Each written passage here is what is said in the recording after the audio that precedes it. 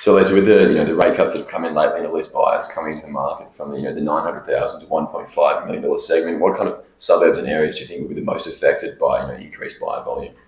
Well, clearly those suburbs that have the most number of properties that are within that price band.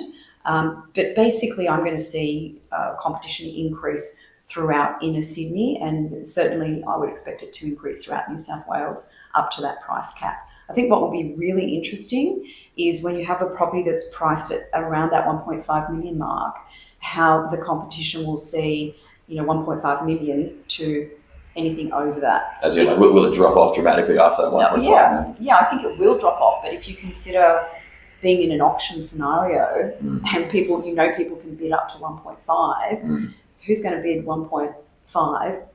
0001. Yeah. Because that takes you out of the scheme, right?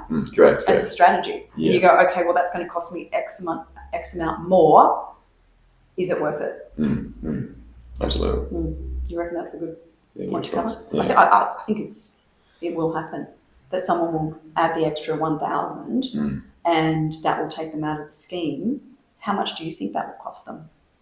I mean, okay. Off the top of your head. So if you've got a approval for the first time guarantee scheme up to 1.5 million, you're in an auction scenario and you're bidding, and you decide to go over that 1.5 hard cap, assume you have serviceability available. Just add another $1. So if you add another $1, for example, you take yourself out of the scheme, your rate, for example, would lift from an owner-occupied pre-approval at 5.5. You then go into LMI territory. So say you're financing the purchase at a 95% LVR, you'd probably be up for around circa 30,000 in LMI, alongside a rate increase for around 1%. So 1% on 1.5 million is 15 grand a year. So total cost over the first year would be at 45,000 just from going that 1,000 over. Yeah, it's that a really 1.5 million. Yeah, significant. Yeah.